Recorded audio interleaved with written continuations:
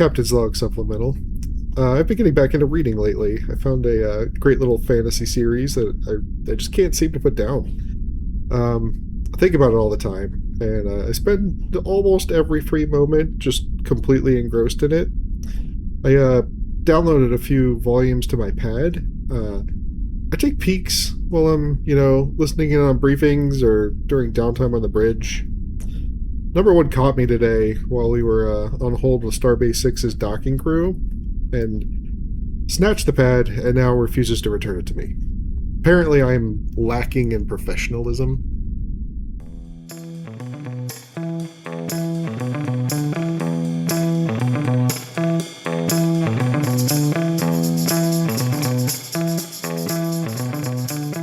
Good evening, everybody. Welcome to Captain's Log Supplemental. My name is Stanford, and I am joined this week, as in all weeks, by our lovely producer, Mariah. Hi there. And by my regular co-host, Chris. Hi. And my sassy as shit co-host, Rob, tonight. God damn. It's like Hi.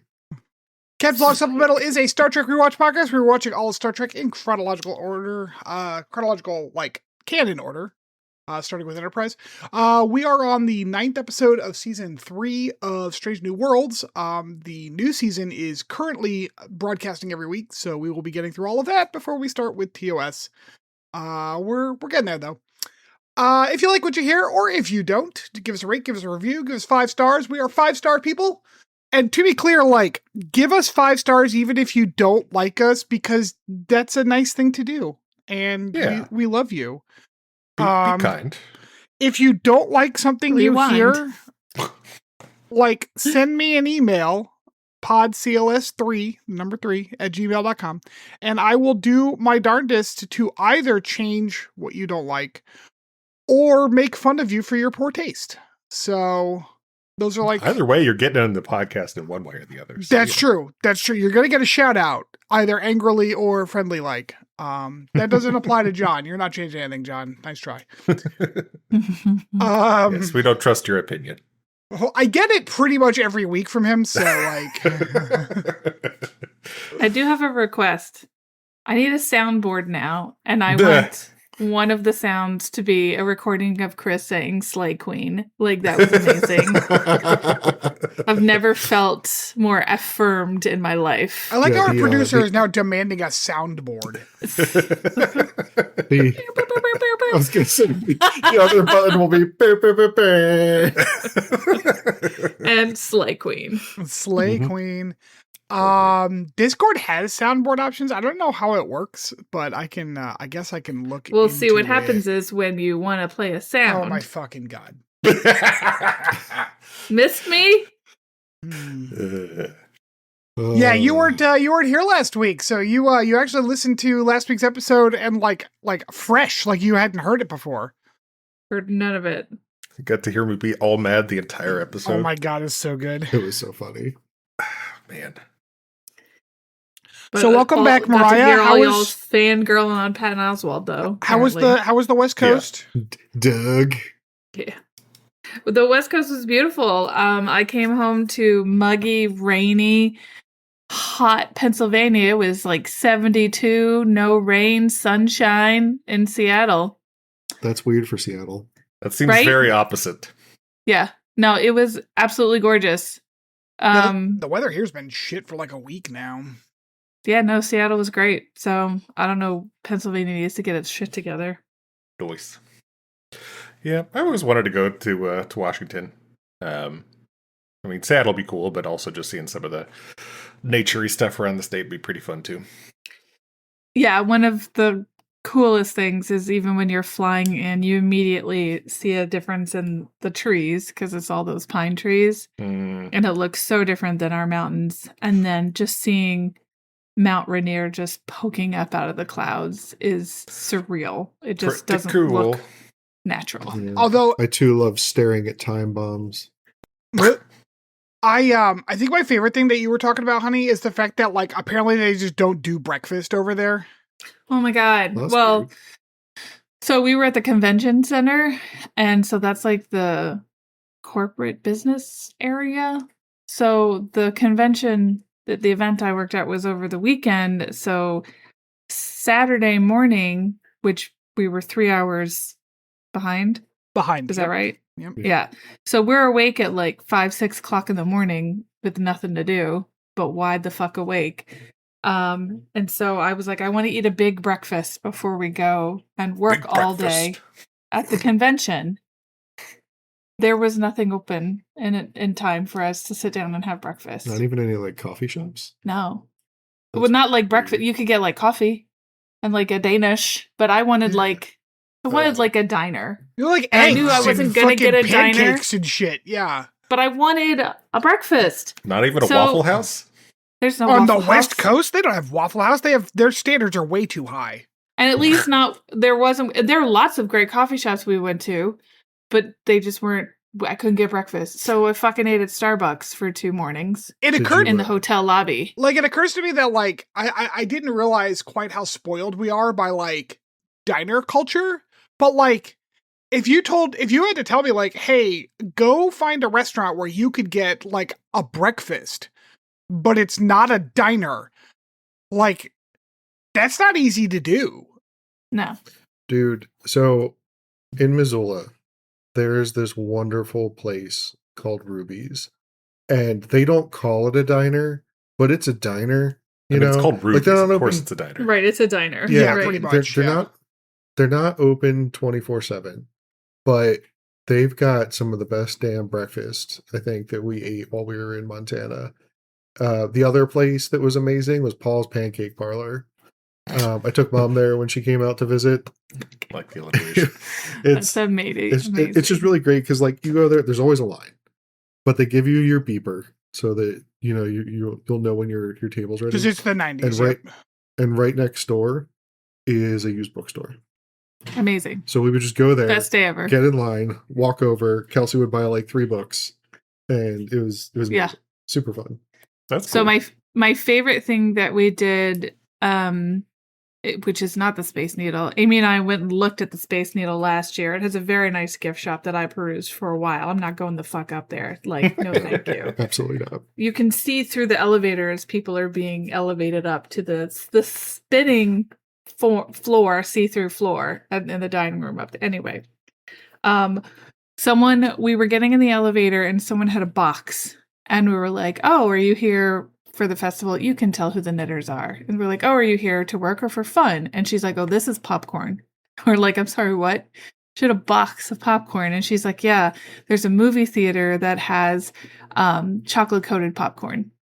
Oh, And it's not just chocolate coated, like they must coat the kernels and then pop it because it's not like sticky. It tasted like Cocoa Puffs. cool. It was Interesting. amazing. So we got in line at a movie theater and we're like, we're just here for the popcorn. Dude, I think it might be AMC. They're on DoorDash. You can order AMC food and have it What the delivered fuck to your would home. ever DoorDash I will AMC DoorDash food? popcorn. I want popcorn. Yeah, it's for the popcorn, dude. That's what you Or do. movie nachos. You can't get that Just- shit just anywhere. You absolutely can. Buy a Wait. bag of Tostitos and a can of nacho cheese and Nah, there it doesn't taste the same. Your movie It doesn't. nachos. That's too fresh, Chris. It needs to sit in that cheese machine for like a day or two before it turns into movie nachos. And the warmer, like it's got to be in the warmer long enough that there's that like A film. thin meniscus just Yeah, sitting on top of it. Yeah. Chris, if it doesn't take like countable Mississippis for my chip to puncture the top of the cheese, it's not proper. Blech, That's so gross. blech. Oh, I fucking love it, man. I like it's disgusting, but I fucking love it. Like maybe I just have too many Mexican places close by where I would just order like a tub of queso and just would It's eat not that queso 100 though. times. Like it's not I- the same. I'm not Yeah, saying it's it is. not I'm queso. saying queso is infinitely better and more yeah. desirable. Oh, yeah, Yes, I it is, agree. But that's not why man. we're ordering But that's it. not We're what not I ordering wanted. it because we think we're better. I'm not saying, boy, I could have queso right now, but I'd rather have movie nachos because they're better. I'm saying Okay, I want but- movie nachos because that's what I feel like. Yeah, man. Dude, I had movie nachos on Sunday morning. There was a 10:30 showing at Fuck yeah, Water man. Tower. Man, nothing for hits New Moon. better than those We went and overnight saw it. movie nachos. Oh my gosh, amazing. Yeah. Kelsey do- was so excited. I do have to tell, this is mostly for if there are any knitters out there that listen to this podcast. So the Saturday night after the convention event, there was a maker's meet and greet. So there was this bar, and it was it had 3 bars. It's a really big, industrial looking space. And there are usually food trucks there. So that's how you can get your food. We actually ordered burgers and tater tots from the burger joint, in the next corner. So we went and got our food and came back. It was really fun. But there's knitters everywhere drinking beer and knitting and eating food. It was amazing. But one of our friends at the table looked at her phone and gasped in a way that we thought someone died.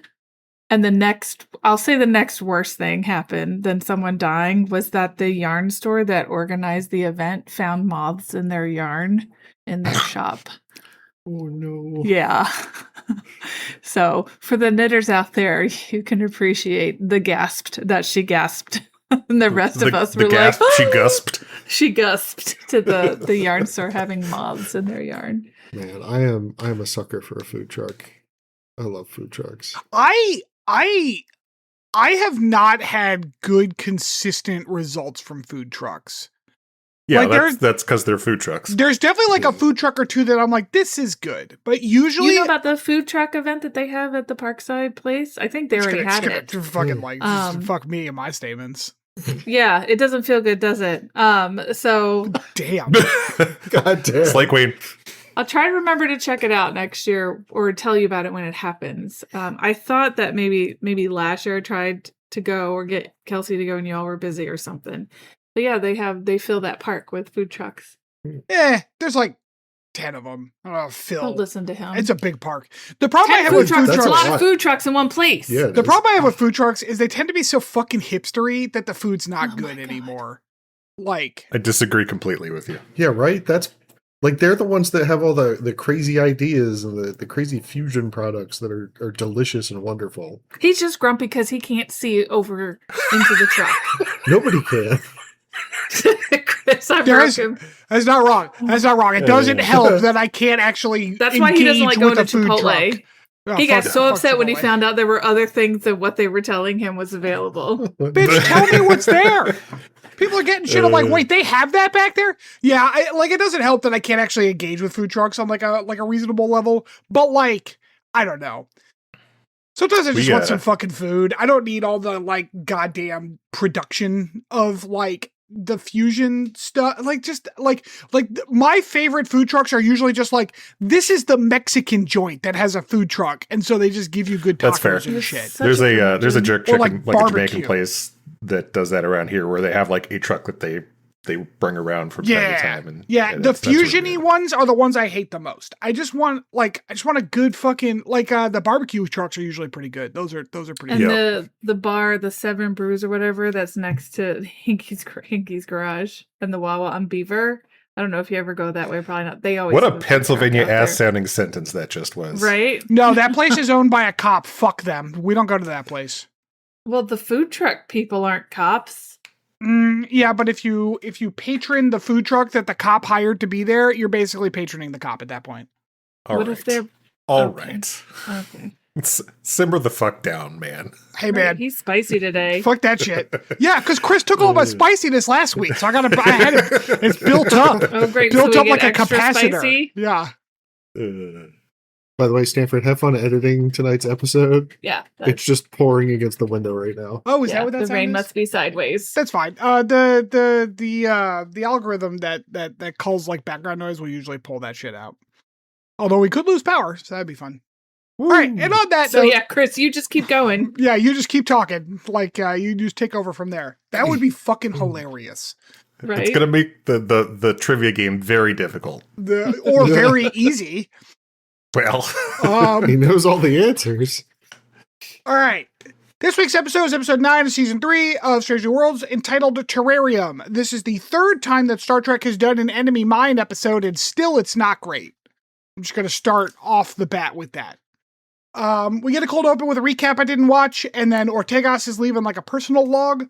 Apparently they're in a region of strange phenomena. There's like gravity waves and shifts and shit going on. So, like, if you ever seen like an old timey map where they have like dragons and stuff drawn off, yeah, like, here there be dragons. That's where they are. Yeah. Here there be gravity rifts. Yep. She mentions like, shouldn't Division 12 be doing this shit? Do we have any idea what Division 12 is? I'd never heard. I was going to ask that same question. That seems like a Rob question. That's the gravitational crew. Oh, okay, so he doesn't know either. Hold on, but I hear Chris hacking into the Pentagon to find this out for us. Oh, it's basically like the X-Files of Starfleet. Okay, that's lame. Division 12 was a specialized Starfleet division comprised of analysts that actively investigated unexplained phenomena. Oh, okay. Sorry. Oh, so you mean the crew of the Enterprise? I was gonna say, like you made it sound like they were gonna be like ghosts and shit. Like, no. Okay, that's fine. Yeah, this is an unexplained phenomena because there's this region. Oh, this was literally created by this episode. Oh. It doesn't surprise me. So, it'd be really funny. Man, they inferred a lot. They need to go and investigate some Scottish ghosts on a planet that I know about. There's one Scottish ghost. Anyways, I guess they're trying to get some kind of readings of this gravitational area, but they're having trouble. So the brilliant plan is to send Ortegas in a shuttle by herself to go surf the gravity waves and figure it all out. This is a terrible plan. Like, yeah. I mean, they just obviously this is the vehicle for the plot of this episode, but it's like they justify it by saying, "Oh, they had to retrofit the shuttle, so yada yada." There was only one seat or whatever. Yeah, right. Yeah. Which, frankly, I don't know why that matters. It's not like she was wearing a fucking seatbelt. But I guess the idea is that they're going to deploy a spy satellite so they can see who's been coming and going from the weird gravity area. Sure. Ortegas is like flying in. It's all bumpy and stuff. She's talking to Pike, and Pike's like, "How's it going?" And she's like, "It's like flying one of those. It's like those old timey pilots that flew into hurricanes." Which, like, don't tell me that. Just show me. It's fine. But like, they have to. There's a couple times in the dialogue of this specific episode where we tell the audience exactly what's going on, and it pisses me off. And this was the start of them. However, before I can get too angry, a wormhole opens up and just like swallows Ortegas' shuttle up. And she's gone. And the Enterprise is like, fuck. And then we get the opening. Mm-hmm. Act 1 opens to a gaping wormhole. Just complete goatsy wormhole. Oh no. Everything is going poorly as Ortega. We're focused on Ortega. She's coming out of this wormhole. There's like asteroids and shit. Her shuttle's not working. It's just everything's all fucked up. She ends up crashing. She drops like a beacon behind her, like a subspace probe thing, subspace relay, to like, send a distress message through that she records. And then she crashes on the planet. Sure would be nice to have some seatbelts, but they don't. As she comes to, she is like, okay, I've got to like kind of figure out what's going on here. The shuttle's all fucked up, but she needs to like figure out what a repair order is. Right. Well, see, the problem was they kept the fire starter in the same compartment as her food and water, emergency food and water. That's a terrible place for rations to be, anyways. Like, it's like under the deck, like where you're gonna hit if you crash. Yeah. So she opens it up and they're just like on fire. They're just like charred and gross. Yeah. The packets are on fire as she opens it. And that was it. That's the only place for emergency rations on the entire shuttle. Yeah, there's only one, too. She just pulls out the one. It's like, this is it. Pulls out like one bag of rations, yeah. But it's okay, because it's time for a montage. Oh, yeah, and like she's trying to leave a log. She doesn't know what the start date is, which is weird because her computer's working. Like, does it not have the date down in the bottom corner like my computer does? She decides that like about that. Yeah. So there was actually like a note on this that I was reading. Like she wasn't sure because like with unstable wormholes there is often time dilation. Oh bullshit. She didn't say that. I'm not saying she did, but That is the inference. That sounds like somebody's really stretching. I mean, it happens multiple times throughout Star Trek. So yeah, but like all of those times have happened after this one. So I gotta say, it's very nice being back to normal group dynamics.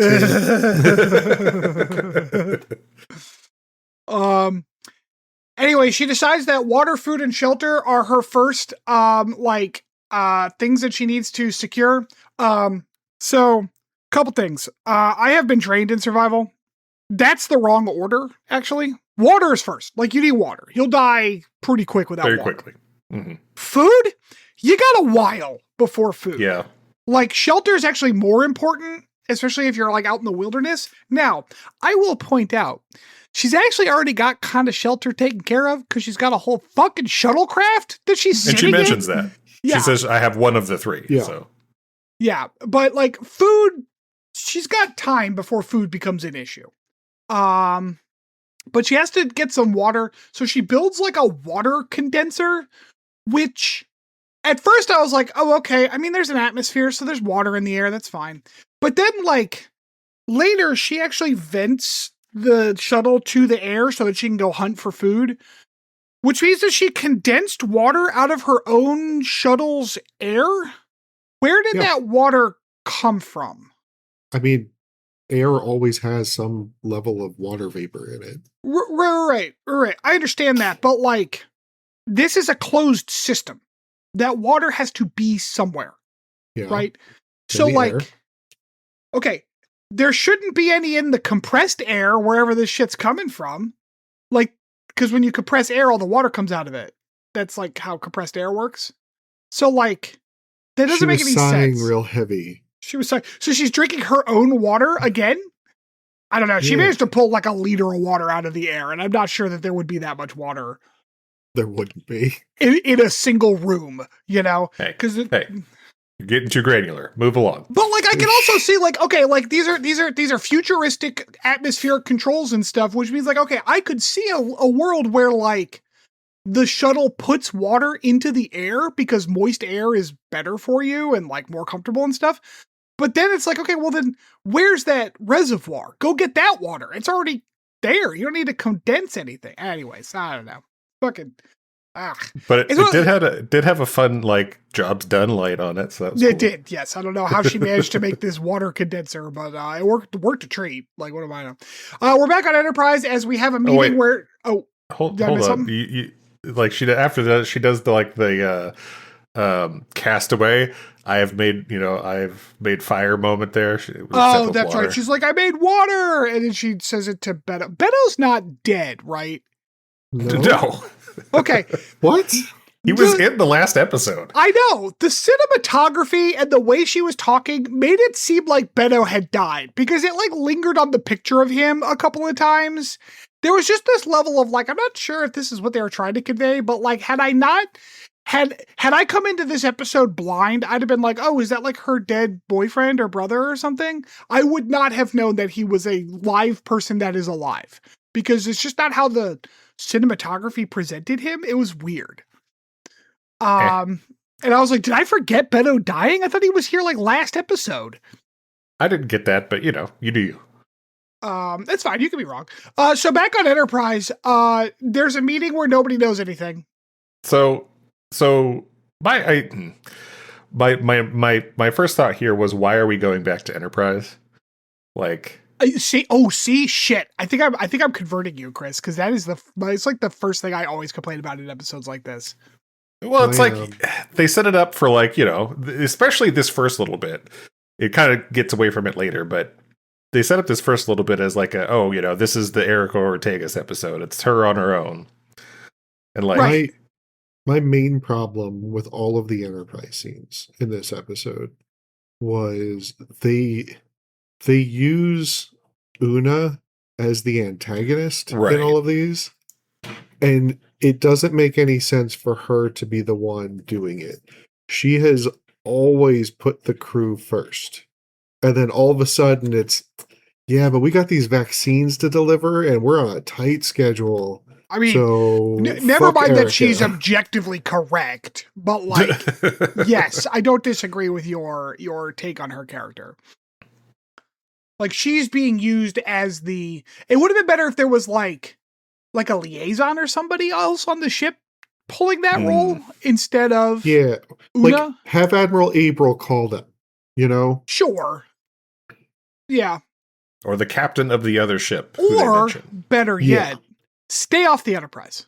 Stay with Ortegas. Yeah. I do have a trivia note on that whole vaccine thing. When there's some trivia you can't miss, it's a fun fact with Chris. So we mentioned they're supposed to rendezvous with this other ship, the USS Constellation. Yep. And they mentioned the Captain Decker, who is supposed to be Matt Decker, who appears in the Doomsday Machine episode of TOS. At which point he's now a Commodore and spoiler, sacrifices his life to try and stop a world killer machine before it reaches an inhabited planet. That's fun. Yeah. Now, did you find out in the trivia whether or not these vaccines cause autism? It was not listed. Oh, okay. So I'm just asking questions. The science isn't clear then. Okay, RFK. Don't worry, they could probably cure it in the transporter. Shit, fucking transport, goddamn. Anyways, on the Enterprise, there's a meeting where nobody knows anything, so we go back to the moon. And that was the other thing too, is like some of the Enterprise scenes were so fucking short. It's like, why are we here? Like, stay on the moon. Yeah. Ortegas notes that the gaping wormhole is still there, still gaping, still like open and ready. Stop saying gaping, Jesus Christ. I have it in my notes a couple of times. She's really focused on finding food. I guess, like, I don't know. She has a tricorder, but she doesn't seem to be using it to find life signs. But, like, I guess there's kind of we know why she doesn't find the Gorn's life sign. But, like, spoiler. But, like, I don't know. I guess she can't use it to find these centipede life signs. But also, I don't know. This planet doesn't really make a lot of sense because what are the centipedes hunting other than Ortegas and the Gorn? They must be eating something. Centipedes. What did you say? Yes. Other centipedes. Oh, that seems it seems like a poor survival strategy for the species. Yeah. Anyways, there's like a flashing light that she sees inside a distant like cave, and she's like, I'm gonna head towards that. Back on the Enterprise, Una's like, hey, we really gotta get to the Constellation.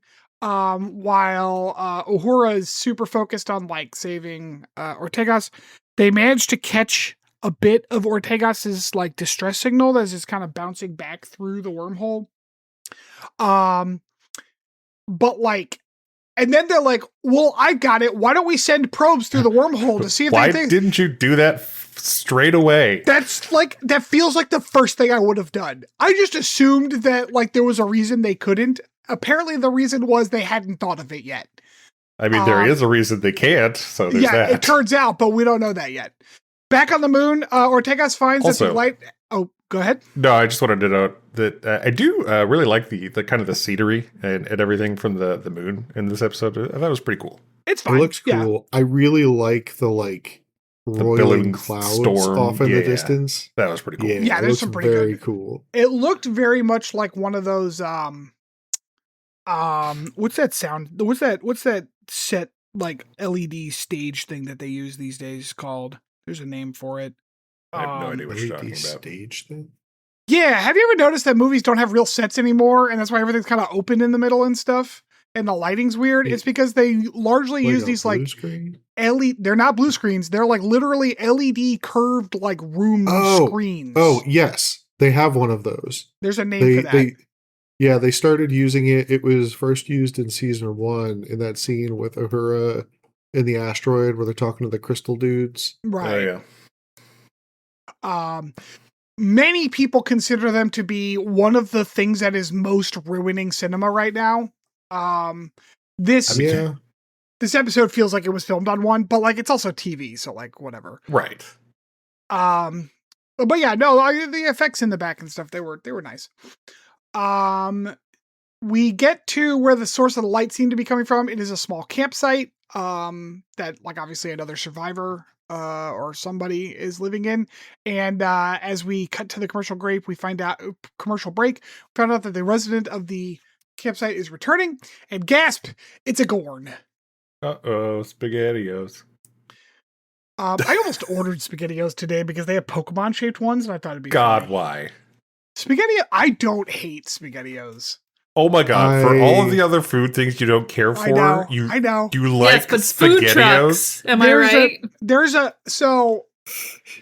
a time in my childhood when like we were not financially doing very great. Now, absolutely fair. We were not like destitute.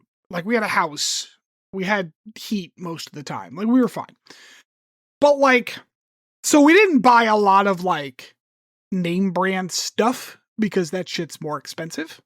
But every once in a while, my dad would let me get a can of SpaghettiOs when we went to the grocery store, and I fucking loved it. And I don't know, it just tastes like that. Yeah, I was also poor as shit, and we ate SpaghettiOs at my friend's house because they had money, and I tried it as an adult, and it was not good. This is disgusting. Yeah, it tastes exactly the same. I could totally appreciate your sentimental reasons and everything like that for it.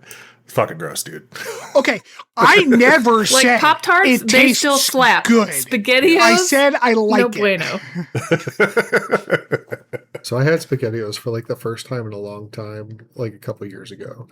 And I'm assuming it's because all of that shit is just enriched to make it like somewhat nutritionally viable for kids to eat, right? But like it tastes like iron. I like sweet iron. It's sweet. It's very sweet. Yeah. And like I know that it's fortified with iron, so I'm assuming it's just iron that I'm tasting. Did you eat one of the meatball ones? Yeah. Oh, the meatball ones are see, that's the problem. That's the problem right there. The meatball ones are fucking awful. No. That is not the problem. All of SpaghettiOs are the problem. The meatball ones are terrible. They taste like iron. They're fucking awful. Yeah. They're only slightly worse than the regular SpaghettiOs. Fuck, I'm getting some SpaghettiOs. I remember getting some and like giving some to Liam, and Liam's like, "Ew, you eat this shit." Good job, Liam. Way to accurately identify food. Oh, you did give some to Liam? This was like a year or two ago. But okay, because we made our poor sandwiches for him out of bologna. God. Oh, bologna! Poor sandwiches, bologna, American cheese, and you got to make a star with the mustard. My sister always really liked SpaghettiOs. I was always more of a beefaroni kind of guy. Beefaroni's fine. I mean, like as canned Italian it's a tier foods go above SpaghettiOs. Like I also like I like those Chef Boyardee ravioli things too. Yeah, those are good. Those are good cold, actually. They're on the same tier as beefaroni. Cold ravioli, but no food trucks. But food trucks. No, I didn't say no food trucks. I said I don't care for those hipster ass food trucks. Like, I'm sorry. I guess I'm at the point where if your food truck is not run by a brown person, I don't want it. Like that's where I'm at. Right. We're gonna open a food truck and it's gonna be SpaghettiOs. Oh my God. No, you know what we gotta do? Have you ever seen like those crazy things that like a lot of food truck guys make now where they just crumple up a bag of potato chips and then throw in a whole bunch of toppings and shake it up real hard and then Taylor's a walking taco. Yeah, that sounds. Yeah. I don't know if I would like that or not. I haven't tried it yet. Yeah, we're gonna do that with nacho cheese Doritos and SpaghettiOs. And I guarantee you, he's gonna. Oh my God! Love it. Yeah, nacho cheese Doritos, is that a thing? No, you mean Doritos, Doritos. nacho cheese. Also, yes, that is like the main flavor of Doritos. I guess Doritos is supposed to be nacho. Sorry, I'm actually very much on the game of on the side of like Doritos don't need a topping, and I don't really care for a lot of toppings with Doritos. Like Doritos are a flavor that like needs to be by itself, or it's not as good. It must be appreciated. No. Not because it's good. Dorito sommelier. It's so distinct that like it ruins the flavor of anything it's with. Dorito-lay. That's why I'm not sure if I've never had one of those Dorito taco things from Taco Bell. Or are they good? You would like it. Did you ever? Yeah. Too bad we can't eat Taco Bell anymore. No, they stopped using lettuce. It's fine. Besides, that wouldn't change my life at all lately. Well, that was a fun tangent. That was Yeah, fun. I'm so glad that we all did that together. Anyways, Gordon comes back to the camp after the commercial break, smells that there's something that's up, and is looking for Ortegas. Ortegas is hiding behind a rock nearby. Back on Enterprise, the probes didn't work, and because we tried to send some shit through the wormhole is shrinking. It's starting to contract, so that from the penetration is what you're saying. Yeah. No. This doesn't get better. This gets It's worse slamming before it gets shut. better. Yeah. Pike, Enterprise turns into a butt plug. It's a whole thing. Pike's like, hey, Uhura.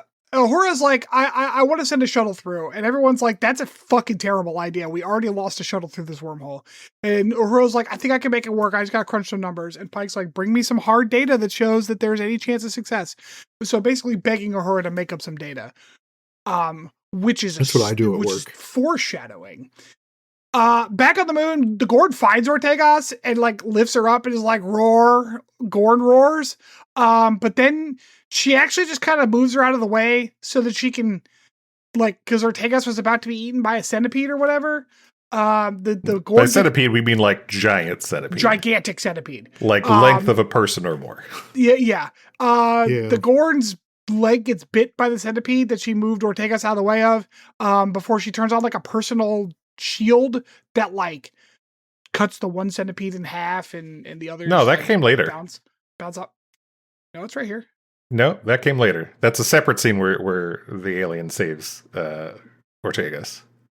Oh, that's right. This is the one where the Gord grabs the centipede as it comes out of the hole and right. chokes it to death. Right. Okay. Correct. So my mistake. So she grabs the centipede, and really she doesn't give a shit about Ortegas here. She just wants some tasty centipede, so she grabs that to take back to her camp. Back on Enterprise, Uhura and Spock are not having any luck with simulations. Okay, back on the moon, Gord is prepping the bug for dinner, and Ortegas... It's very gooey. Ortegas is completely misreading the situation because the Gord doesn't speak English, so Ortegas has to, like, narrate what's going on. Ortegas is like, you're just gonna eat me after that bug, which is... It's a stupid thing to say. Like, I understand that she doesn't know 100% the Gorn's intentions, but, like... There's no reasonable assessment of the situation where Ortegas watches this thing carefully butcher a bug while leaving her just completely alone. It's not like she tied her up or anything. She's just there. So it's like, yeah, I mean, Ortegas, it's not like, the humans in the show just naturally interpret the Gorn to be an enemy, and they're all they see him as is like this apex predator that they really need to just eliminate before they become a problem, and it's definitely not going to show up later in the episode. Don't ruin the episode now. Come on. I guess, like, my point is that if Ortegas was really concerned about this, why didn't she fucking go away? Like, why didn't she flee? I don't know. Well, my headcanon has the Gorn named Gornita, so I need you guys to Gornita. My little Gornita. So anyways, Gornita tosses Ortegas some food. Ortegas eats it because it's like raw bug, and like here's another survival tip from Stanford, because I understand that she's been on this planet for like a few hours, maybe like 12 hours tops. Here's another survival tip from Stanford. Having no food sucks. You know what's worse than having no food? Having food poisoning. Like, do not eat something you don't recognize. You could die. Yeah. Especially when it like oozes white stuff as you bite into it. Yeah. This stuff was like, it was like somebody took a centipede and then mixed it with the grubs that Timon and Pumbaa ate in The Lion King. Hakuna Matata. Yeah. Slimy and unsatisfying, apparently. So, anyways, Gornita goes like fills up on tasty centipede and then takes an after centipede nap, as you do. Ortega sneaks up into the camp while Gornita's sleeping, to steal her comm array because like Gornita's got some like various equipment that's still working. As Ortegas is stealing the comm array, there's that flashing light again from like distance, and then she's trying to get back to her shuttle so she can use the Gorn's equipment to repair her own equipment, but right as she's about to get to her shuttle, it gets eaten by the moon. Like the moon opens up underneath her shuttle and noms it, and then the centipedes start coming back for Ortegas. Ortegas like, oh shit, centipedes. And this is where the Gorn pushes Ortegas out of the way of the centipede, gets bitten in the leg, and turns on her shield thingy, which I do have in my notes here. So yes, that is correct. Yeah, I know. I told you it was correct. Back on Enterprise, Uhura, like has decided that the best way to get through the wormhole is to take the whole Enterprise through the wormhole. And Pike's like, that seems stupid. Will that work? And Spock's like, it technically won't not work. That's pretty much what he said. And he's like, what are our chances of success? And Uhura's like, tap, tap, tap, 61%, Captain. So it was at 56%. Pike specifically requests at least a success chance of 60%. So she fudges it 5 up.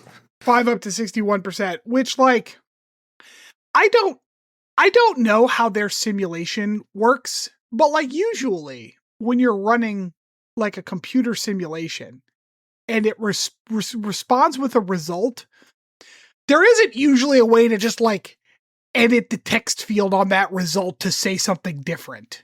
No, she exported it as Excel. It's fine. Oh, okay. Well, yeah, fair enough. Shit. So, like, I understand that nothing will ever be 100% certain. No, my note here is 61% seems risky as hell, if I'm honest. Yeah, like that 2/3 chance that everything's going to turn out fine. Understand 1/3 chance too. Everybody dies. Look, I've played XCOM, okay? I don't like them odds. And understand too that like it's not like it's the bridge crew going to figure this out. Like there's hundreds of crew on this ship. Right. Like I have been my expectations of like predictive analysis have been tempered in the flames of fucking XCOM 2. And I don't even trust the 99% anymore. I'm not going for a 61%. Did you know that XCOM actually fudges the results in your favor? Because if they were truly like a 5% chance of failure, you would be even more mad at the game. That seems made up. I don't believe you. It's apparently that's how it works. Apparently like a 95, like it can't actually go higher than 95%, but that's the only number it actually says. And like it fudges it up for you. I hate everything about that. I miss a 90% shot 5 times out of 10. And apparently like someone did analysis and it's just a memory issue. It's like you don't remember the 400 times that your 90% shot hit. You only remember the 12 times that it missed. No, I don't. I refuse your reality. Sure. Supplement my That's own. fine. Like I played that game. I did not have this trouble with everybody else, but mostly because I can't remember shit anyways. Okay, so back at the Gorn camp, Ortegas is trying to work with the Gorn to help with the centipede bite. Like, she's like, look, I'll bind your bite and then we'll figure things out. I'll bind that bite that's totally because of me and we'll figure things out from there. We'll work together. The Gorn gives her some like gross wound goop to put in the wound. Some type of crushed up crystal, I guess. Yeah. The Gorn tosses Ortegas some food after they finish treating the wound, and Ortegas like starts a fire so she can cook the centipede heart or whatever she's got there, and the Gorn freaks the fuck out. Well, that seems like a strong description. She kind of kicks some dirt at the flame and yells at her. Well, she screams too. But like, what's Gordita's issue with fire exactly? Like, the Gorn don't like cold, but they don't like fire either now? Yeah, that was weird. I don't understand that.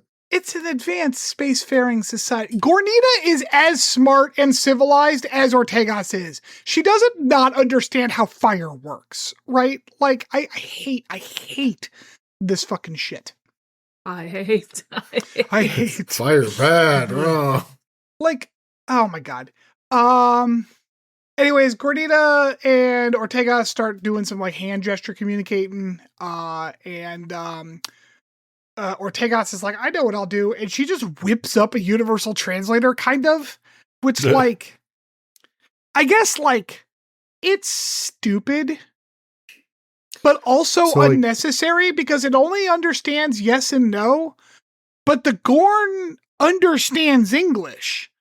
Yeah, So like nod or shake your head. Exactly. Could they not have worked out, and it would have been a more interesting little scene instead of watching Ortega's fiddle fuck with the tricorder to turn it into a universal translator that sucks.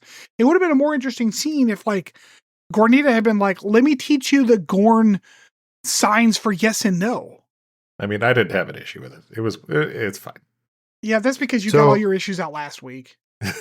Like, I don't hate this for two reasons. One, it's a fun little gimmick. Yes. It's also funny, like, when it's also useful when Gornita can't be on screen while Ortegas is like out doing something, because Gornita is now like injured, right? So it's useful from a storytelling perspective to have Ortegas like off on the border of the camp or whatever doing something, but you still hear her saying like disagree. Like it's fun. It's then funny. Have Ortegas learn the Gorn word for yes and no. You can do that. I think you're a grump, and the problem is, and the problem is that the Gorn answers for yes and no sound like pterodactyl screams, which aren't really pleasant to my ears. That is a racist sentence. Like, I'm sorry. Shut the fuck up. So anyways, to pass the time, Ortegas has decided to teach Gornita chess, which seems like I don't know if you're not very good at communicating, but I remember that like Gornita understands Ortegas just fine. So she teaches her chess. Gornita whoops her ass at chess, which is funny to me. Gornita then teaches like Gorn chess, I guess. Some sort of Gorn game.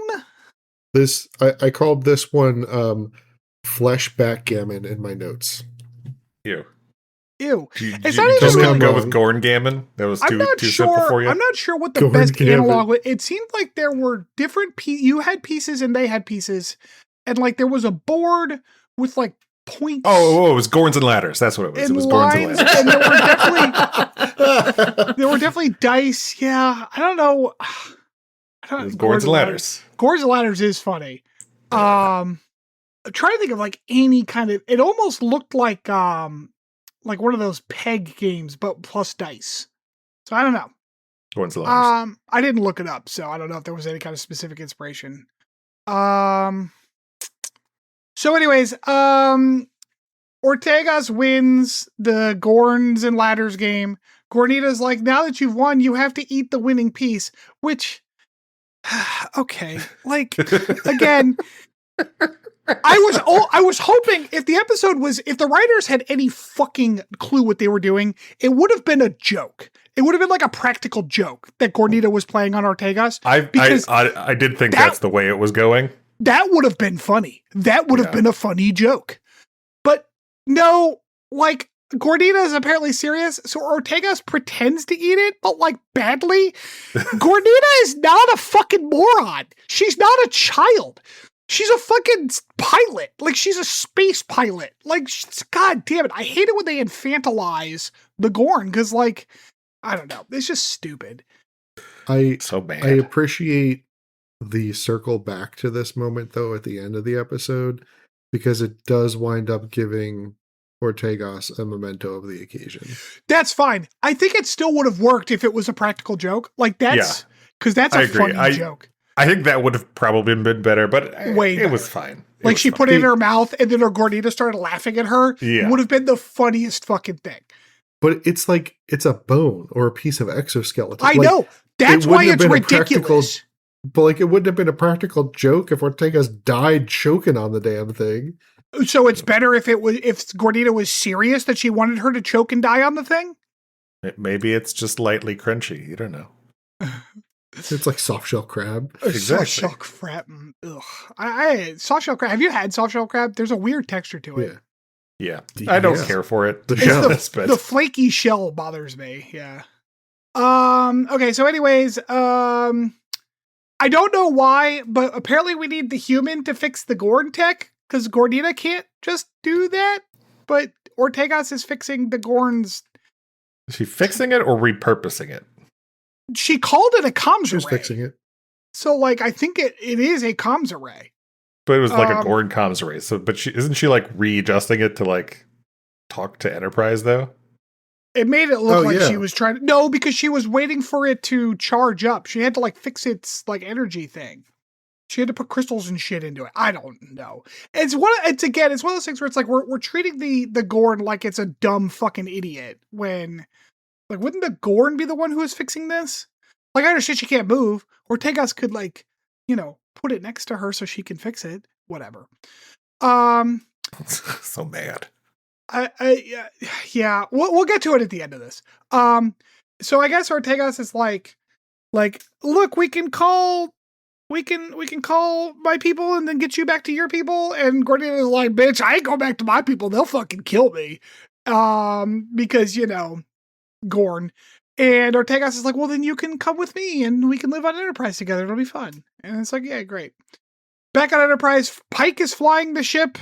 As they're planning to wedge Enterprise into the wormhole and keep it open.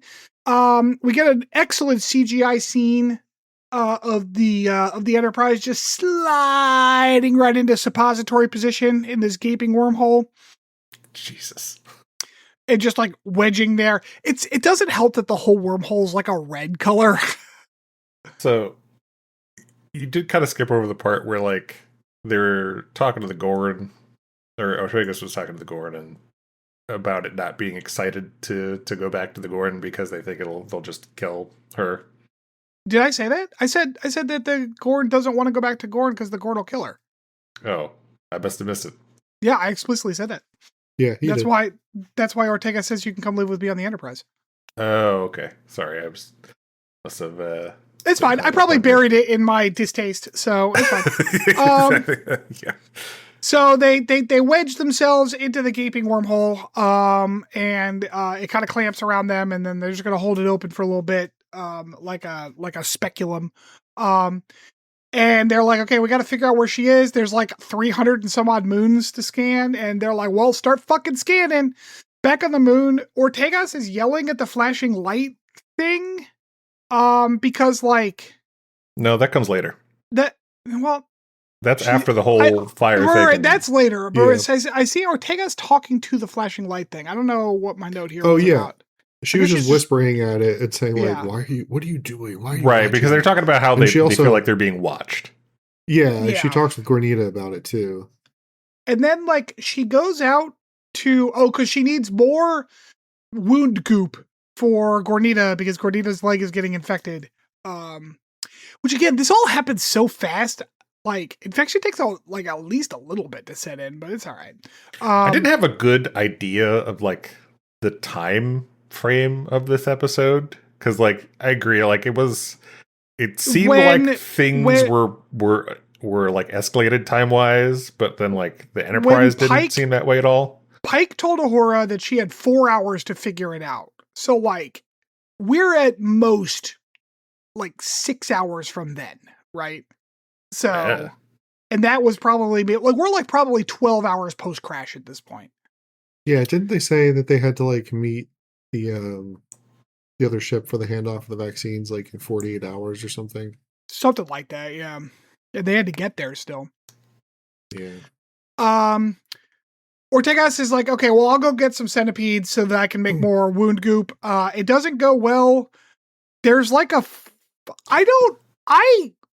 I couldn't tell what happened exactly, but somehow Ortegas gets kind of surrounded by these centipedes. So she was collecting the crystals from like one of the mounds or something. And then that's where the crystals the centipedes show up. Yeah. And so she's running from them and somehow fucks something up such that their little shield emitter and energy battery gets depleted instantly. Yeah, she set off the flare and the atmosphere of the gas giant, which was mixing with the moon's atmosphere at this point, was like only partially explosive, fortunately for her. So the flare set off a small explosion, which overwhelmed the shield's power. Got it. Okay. Well, I guess that's what gives her the idea that, like, I know what we'll do. We'll light the whole gas giant on fire, was what I thought she was originally saying. Turns out that, like, the gas giant mixing with the atmosphere of the moon causes flammable gas, so we're just gonna light the whole moon on fire. Cool. She's I don't know how we're gonna do that.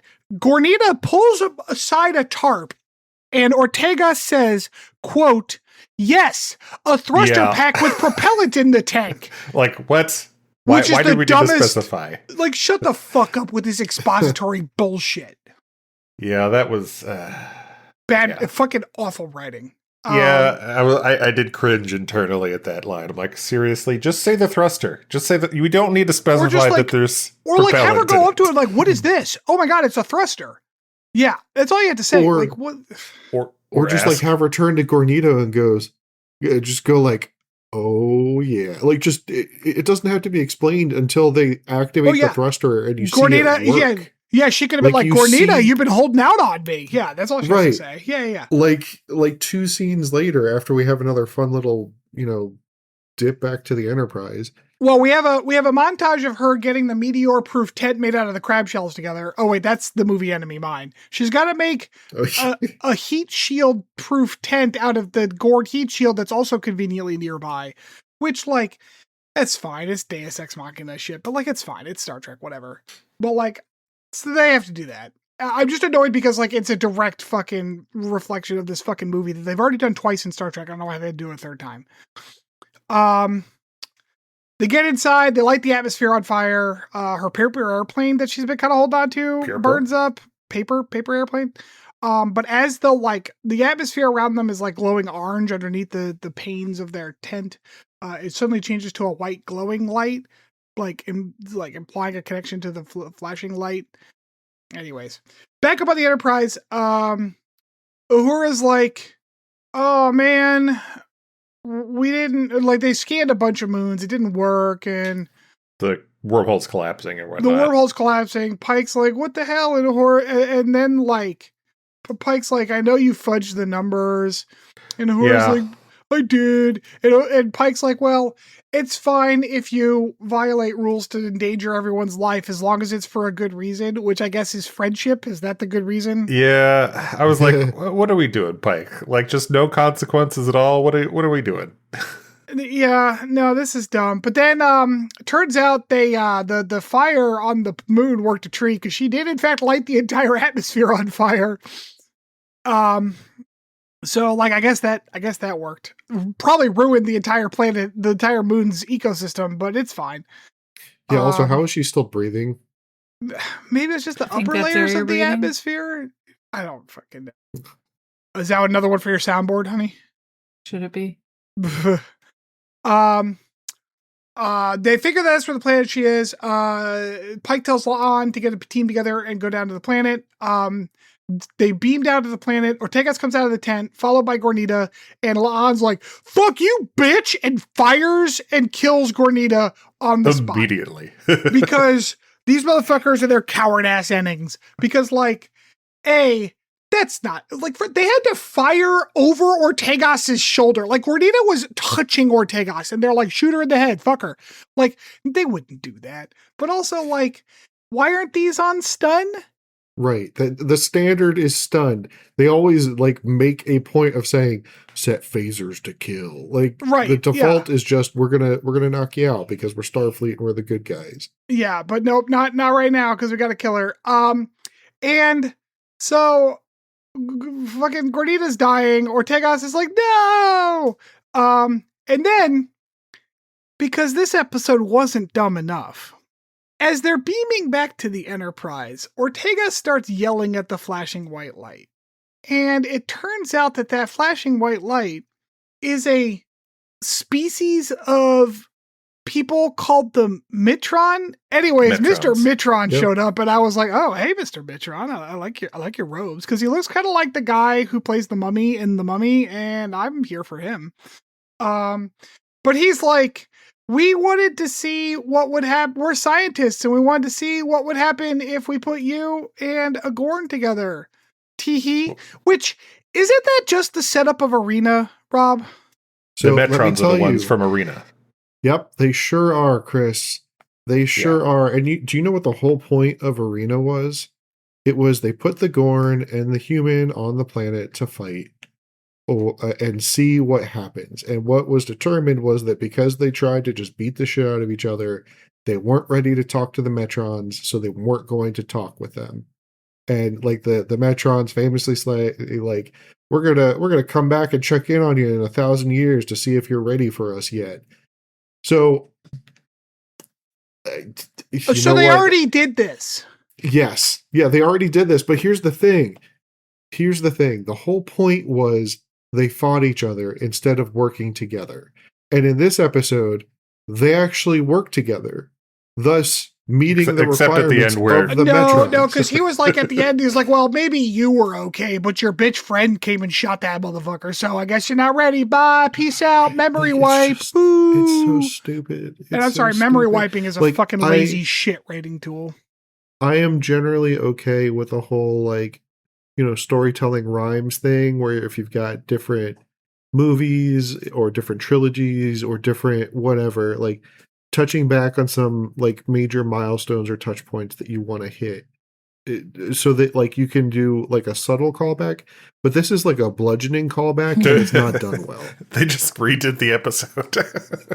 But like differently, but without any kind of moral value to it. Right, and like you're saying, so like this is going to factor into my score later, but they took the coward's way out of this. It's literally my last note is this is such a cowardly ending. They took the coward's way out because really there's two things. One, they lost the interesting, like, oh hey, we've humanized a Gorn, we've realized that they're capable of coexisting. Maybe something positive can come out of this, but it can't. Really, because if they befriended the Gorn too early, then Arena couldn't have happened, right? So instead, they just kill Gornita in the most unceremonious way possible, outside of just killing her off screen, which is the only way that this could have been worse. The irony. And two. Sorry, I didn't hear you say one. So yes, go ahead. Two. Yeah, and two, La'an breaks Ortegas's heart here, theoretically. But at the end of the episode, Ortegas is just gently putting the little piece that she won in Gorns and Ladders on her shelf in her bedroom. She smiles and then just wanders off screen like nothing happened. Yeah, she's La'an never apologizes to her. There is no reminiscing about the lessons learned along the way. Like, this is just awful. Yeah. Nothing mattered. The irony of them not wanting to ruin the Arena thing by making the Gorn friendly ahead of time is that, like, they still kind of did that though, because Ortegas, like, is on the Enterprise. Her logs are knowledge. Like, this is an event that happened. So, like, now we know the Gorn are capable of being friendly. That's a thing that exists now, at least in the individual level. So it still kind of ruins Arena anyways. It's not even at an individual level, because the rest of the crew, she told everybody what happened. Uhura knows, Spock knows, Chapel knows, and like they're all there when Kirk winds up getting I forgot there's down overlap in the crew there. Yeah. Right. Sorry, Chris, what were you going to say? I don't remember. Yeah, I mean, it's... Maybe we should on a scale from 1 to 5 with 0 being threshold. Rob, what, like, you gave a pretty good analysis there, but what's your score? I gave it a 2. Like, I'm just so frustrated with how this, again, I don't know what's going on in the writer's room in season 3, but they've just completely lost the ability to actually end an episode in a satisfying way. And it's getting really, really obnoxious at this point. I love Gornita. I loved all of the interactions with Ortegas and her.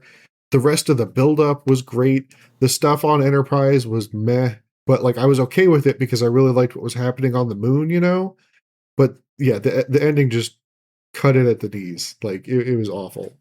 Yeah, I was at a 2 as well. There wasn't one bad, but there was just so many times throughout where it's like bad choices are made, exposition, just exposition out loud, and as you said, the ending was like, even if you kill Gornita, like there was ways to do it more interestingly instead of just hurt her. Bye.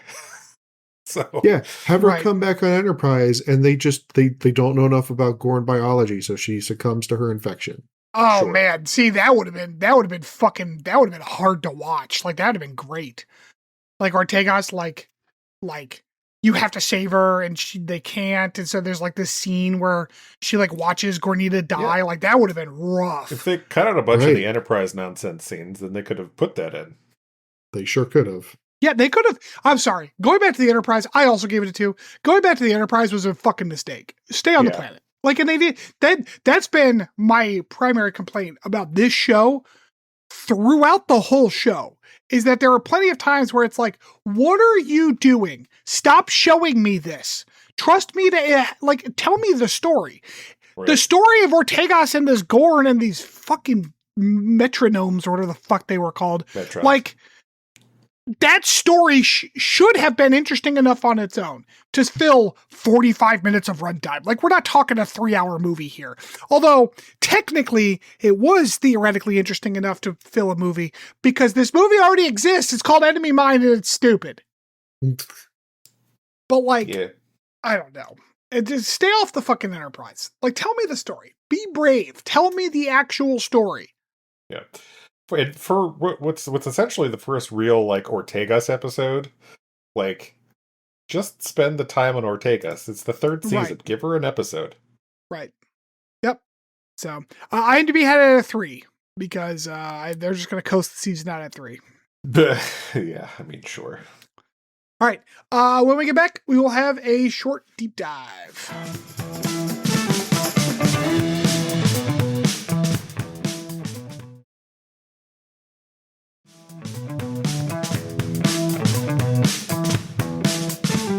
Welcome back. So for today's deep dive, I want to talk about some of the like fictional games that have kind of come up in Star Trek, a la Gorns and Ladders. I am somewhat of a hobbyist when it comes to game design. I like working with game systems and designing fun little things to do at the table. So whenever these like fake board games come up in these shows, I'm locked in. I want to learn the rules, right? And I know that like they don't actually have rules because the writers don't put rules together for these fucking things, and the actors are just told like, "Dad, do what you can," and like make it look like you're playing a game. So like it's fun for me to kind of like headcanon various rules, like we didn't see enough of the Gorns and Ladders game to really know what the rules to that game are, unfortunately. But there are, while Star Trek does like to mention random games every once in a while, like Cardassian Pinochle is mentioned in like one line of dialogue in DS9.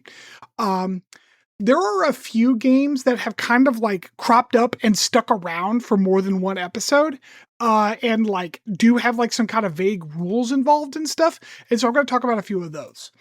The first one I won't get too deep into is 3-dimensional chess because I have actually done a whole deep dive on this. 3D chess kind of came up in the original series because the prop makers threw together a futuristic looking chessboard, and now there's all these fucking rules and shit. It comes up in pretty much every Star Trek at some point. There'll at least be a board floating around, if not like people playing it. It's basically chess but with extra boards and shit. Clearly a derivation of like human chess.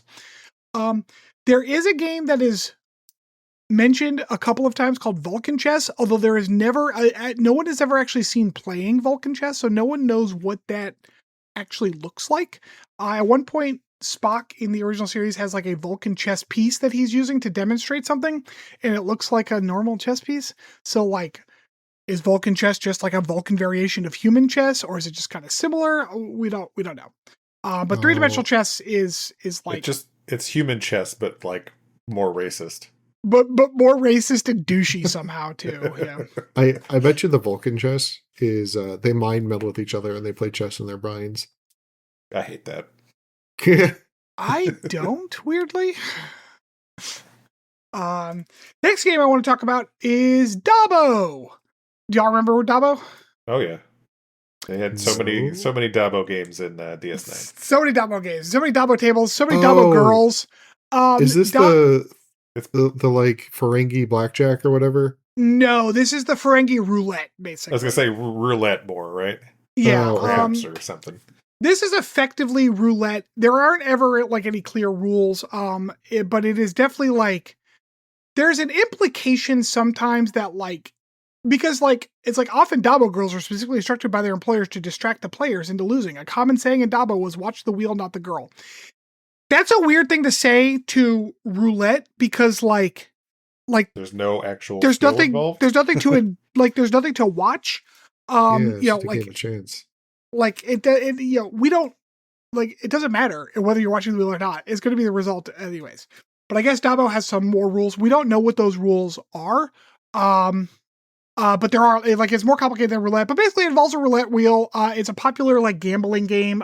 You see it a lot on DS9 because Quark's got a few Dabo tables. His brother ends up marrying a Dabo girl. What's her face? She was really cool actually. I don't remember her name. And you know, when you win, you're supposed to shout Dabo, which is fun. You know, it's a fun like little Yahtzee. kind of throwaway game. Yep. The game that Rob, you might be talking about is called Tango, which is another Ferengi game. This is the one that Jadzia Dax was always playing with the Ferengi. Yeah, that was more of a card game. It's like cards, but also there's like board game elements to it. It almost looks like a weird Monopoly kind of, but like I don't know. Anyways, it involves like it's because it's Ferengi and it's capitalism writ comedic. Like the moves in the game are like confront, evade, acquire, or retreat. Like it's all like businessy terms, and like the winning hands were like a full consortium or a total monopoly and stuff like that. There are cards, there are bets. It's kind of fast paced. Like there's a lot of motion at the table as you're playing. Apparently it is very difficult for humans to kind of get the gist of, because I guess we're just not capitalism-y enough anymore in the future. But Jadzia seemed to be really good at it, and that's like kind of her thing.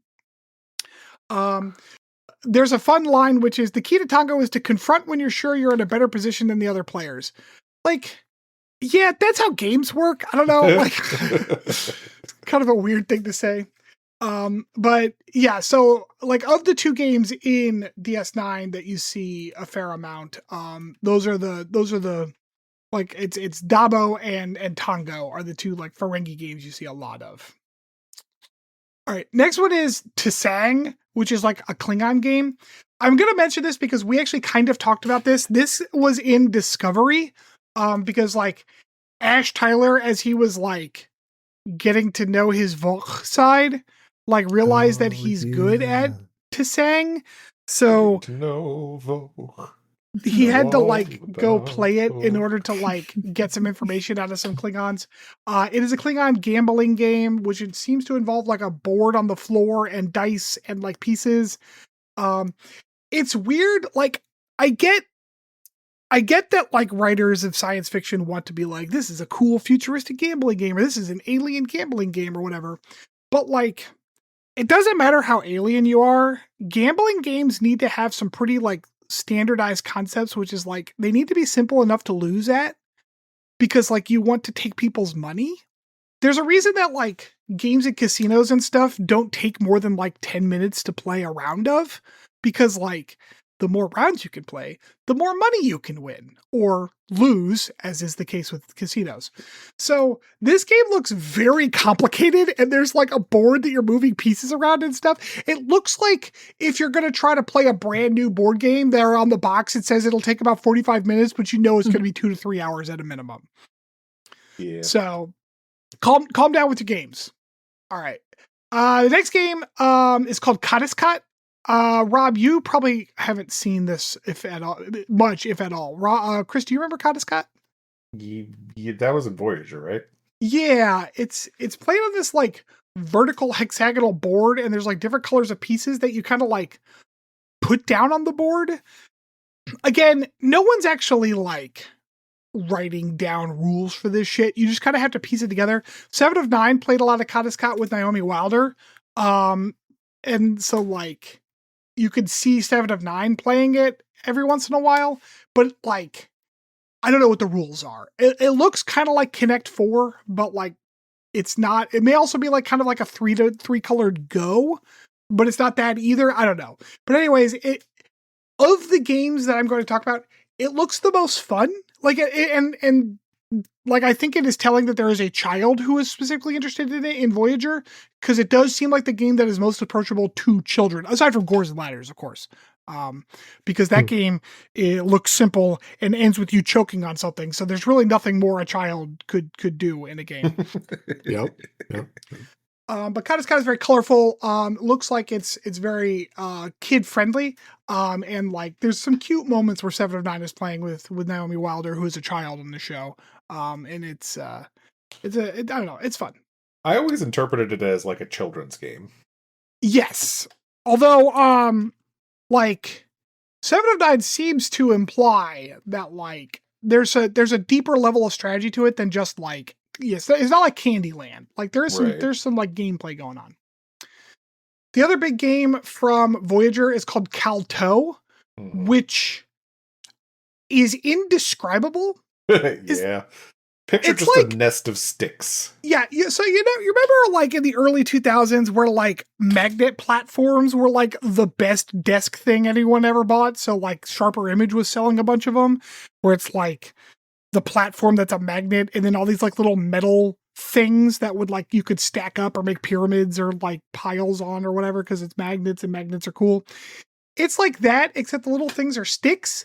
And then like you're supposed to put the sticks in different places, and then it suddenly like changes shape, forms into like different patterns and stuff. It's fucking wild. It's like it's a Vulcan game, right? It is Vulcan, yes. It is a Vulcan game of intense strategy that could also be played solitaire. The goal is to like make a perfectly balanced geometrical composition. So I'm not really sure where the strategy element comes in. But anyways, Kim and Tuvok play this a couple times on Voyager. Kim says it's like Vulcan chess, and Kim and Tuvok says Calto is to chess what chess is to tic-tac-toe. So apparently it is extremely complex.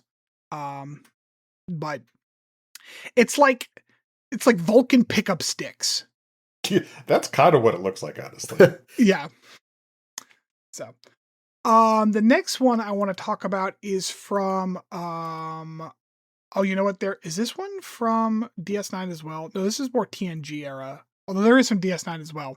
This one is Dom Jot, which is yeah, it's like Pool, basically. Yeah, except with Nausicaans and they stab you. Yeah. It's kind of like if you played Pool on a pinball table, because like these weird little like scoring like jumpers and stuff. And the table's kind of weird. It's fun. I don't think it's ever explained. Oh no, it is Nausicaans who made it. Oh, okay. So it is a Nausicaan game. It originated thousands of years ago with the Nausicaans. Okay, sure. They invented it, but also simultaneously terrible at it. Yes, I think that's what that's what Mariner says in those old scientists. Yes. Yes.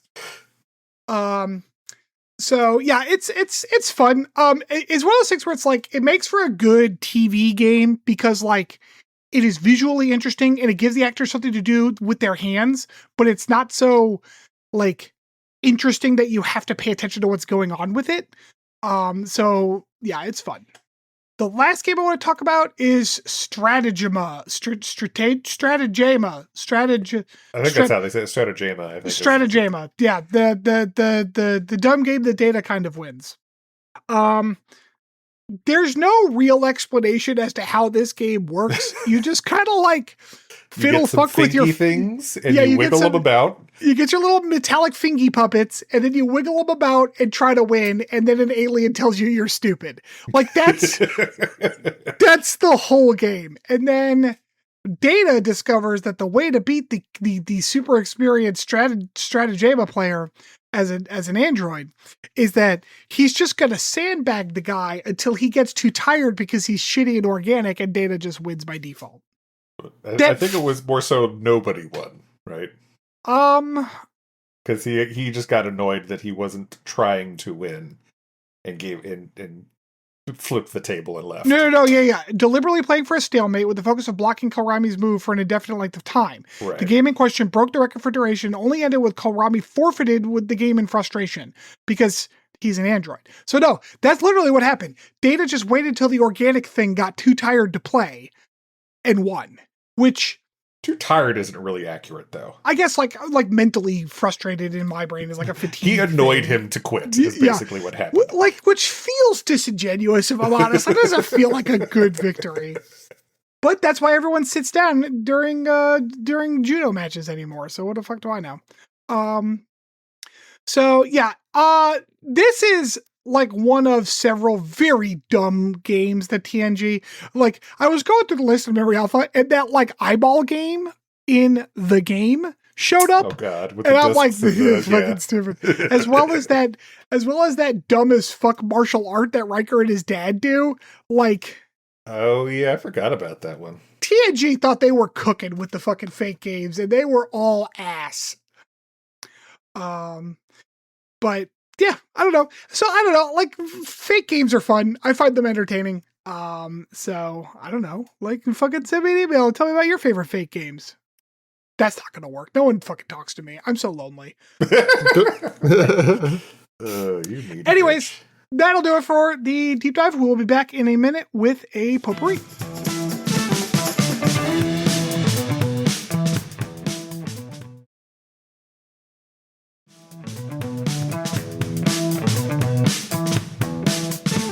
Welcome back. All right, so for today's potpourri, I thought we'd do a little Wormhole trivia. That is non-Star Trek media Wormhole trivia. I am going to read a quick blurb about said media. I'm going to specify whether it is TV, movie, game, I think are the options here that I have. Yes. Shouldn't TV, you know? I was re-reviewing my answers here. TV, movie, or game, and you will have to guess. We'll go back and forth with the chance to steal if the person being asked the question gets it wrong. Coolio. All right, starting with Rob. You got it, Rob. I have faith in you. All right. This is a movie. Stop it. Let me read the goddamn question. What did he say? What did he say? He said Stargate. This is shit. Movie. Which, Stargate was a movie. Yeah, it was. All of you shut up.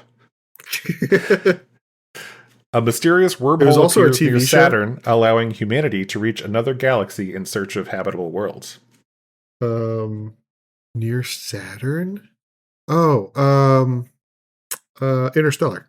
That is correct. Mariah and I watched that like last week. I was like, it's not Event Horizon because that was Jupiter.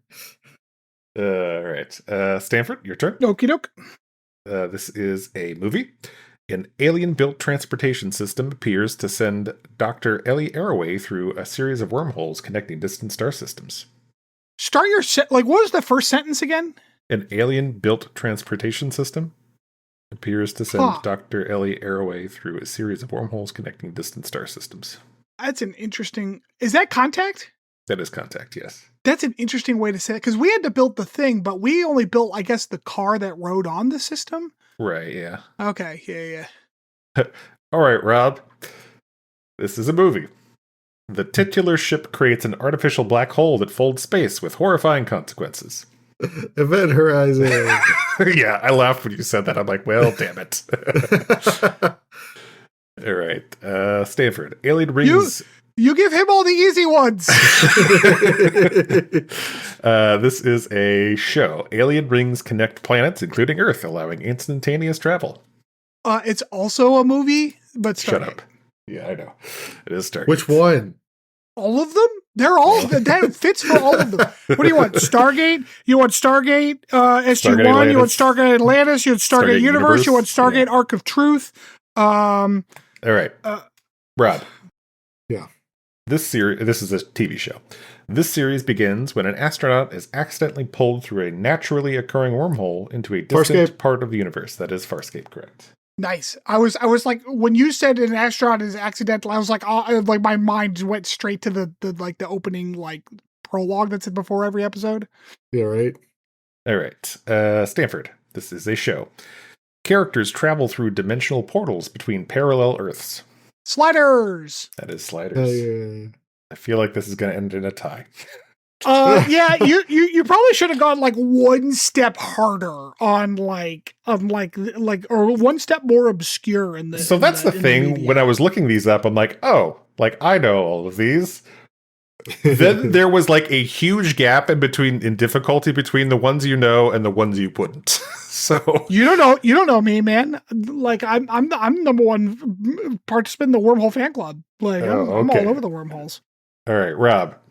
This is a game. Naturally occurring wormholes lead to uncharted systems known as wormhole space. EVE Online. That's EVE Online, yes. Well, I wouldn't have gotten that one. Whew. Dude, you were the one who taught me exploration. Yeah, but I didn't know it was called wormhole space. That's dumb. Yeah. I mean, it's not creative. We'll say that. All right. Stanford. A mythic bridge, frequently described as an Einstein-Rosen bridge, connects the 9 realms to other places, almost instantaneously. Is this a movie? This is a movie. Yeah, sorry. Like Thor? It is Thor, yeah. Oh, okay. I got that one too in my head. Yeah, I figured I should take the Bifrost out of there. That'd be too obvious, but yeah. All right, Rob. This is a show. A massive ring appears near Uranus and connects to a complex ancient system of 1,373 artificially sustained traversable wormholes that connect planetary systems across the galaxy. Is this The Expanse? This is The Expanse. That is correct. Yeah, okay. All right, Stanford. A map that led to the titular location of this film also worked as the portal's control panel. One touch on one of the projected destinations, and the portal would instantly open a doorway to that destination, large enough for a ship to pass through. Is this a movie? Yes, this is a movie. I said film in the blurb, so I figured. Oh, I missed that. Can you read that for me again, please? A map that led to the titular location of this film also worked as the portal's control panel.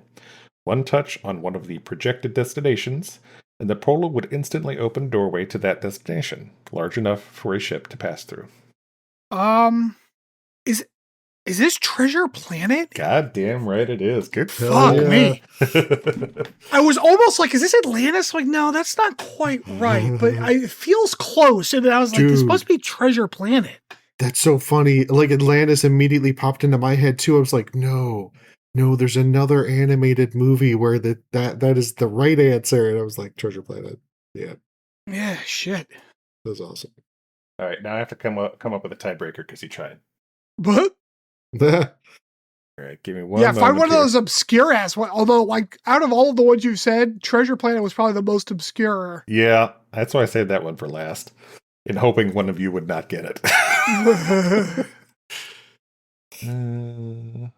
Oh, okay. All right, so this one. Throw it to Rob, and then I can. All right, Rob. This is actually a Star Trek question. What is the Bajoran name for Deep Space Nine? For Deep Space Nine, the station. Yes. Oh, I'm sorry. What is the name of the station before? What was the name of the station before it became Deep Space Nine? Oh God, I have no idea. Cardassian 3? No. Stanford?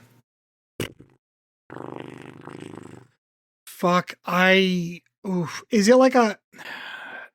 It's not English, right? Like it's a series of phonemes? Okay. To try to put my mind in attention Bajoran workers mode. Problem is, as soon as you say it, I'm gonna be like, oh yeah. I don't remember. No, it's Terrarium. Terrarium. Yep. Okay. Yep. They've already gotten there. Well, that means I need to find another question. Damn it. Let's see here. All right. I get first stab at this one. Yes. Trying to find one that's like not too easy. Obscure ass word. What's the premise? Wasn't paying attention. Look at general wormhole trivia here. All these ones I'm finding are like too easy. Okay, here we go. All right, Stanford. In Stargate, what is the 7th Stargate symbol called? called? When you say called, I don't understand what you mean. Do you mean its purpose? Like, what is its purpose? What's the designation of what is that seventh symbol in all of when they're dialing the gate? What does that seventh symbol represent? So here's the problem. The problem is that I thought the original addresses only had 6, and the final symbol is your point of origin. That's correct. It's the point of origin. Okay. But then I was like, but then the 7th symbol was going to a different galaxy. But then I was like, maybe that was 8 and then 9, because 9 went to you to yes, to 8 Destiny. symbols was to connect to another galaxy. That was eight symbols went to I was looking at. Yeah, 8 was the galaxy thing. Okay, so and then 9, then the 9th symbol was what they found in order to get to Destiny. Okay, So yes, point of origin is the final symbol. Yeah. All right, I'm not going to ask Suck it, Rob. So yes, you win. You win the game by 1. Woo! Yes, I'm dominant with my obscure ass treasure planet knowledge. Oh man! All right, well, Rob. That was fun. That wraps up our potpourri for the episode.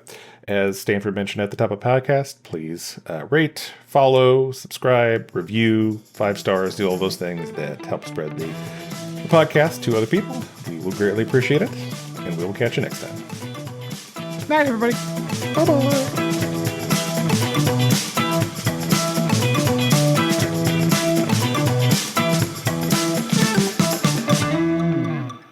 Thanks for listening to Captain's Log Supplemental. You can follow us on Twitter at PodCLS or send us hate mail at podcls3@gmail.com.